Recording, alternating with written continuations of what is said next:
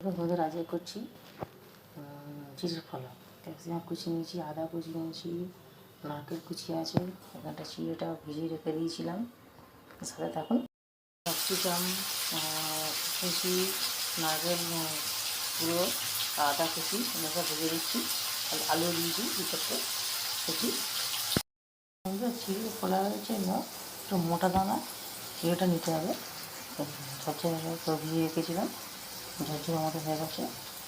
ধনে পাতা কুচি দিয়েছি, করছি নিরামিষ সবাই দিন পরোটা করবো। বাদামগুলো ভেজে দিচ্ছি। ছেলেকে বাদাম আনতে দিয়েছিলাম, বাদাম নিয়ে এসছে। আর এই পাতাটা বাদাম আর ভেজে দিচ্ছি একসঙ্গে।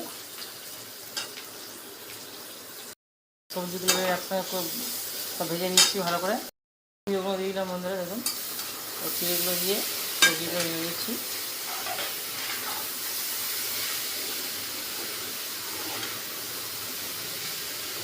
মালকি জায়গায় চিড়ের পোলাও করে দেবো। পোলাওটা রেডি। উপর থেকে একটা কাঁচা লঙ্কা যা অল্প করে দিয়ে দিলাম, আর ধনে পাতা দিয়ে দিলাম। আপনারাও করে খাবেন, বা ঠাকুরের উদ্দেশ্যে এটা করা হয়েছে।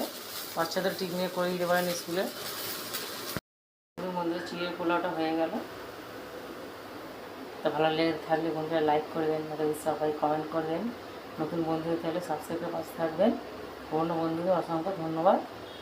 আজকে চিড়ের পোলাও করে দেখালাম, আবার অন্য কোনো দিন নেক্সট আবার অন্য টপিক নিয়ে দেখাবো। সুস্থভাবে থাকবেন, ভালো থাকবেন। ডলিস ডেইলি ব্লগ চ্যানেলটির পাশে থাকবেন। নমস্কার।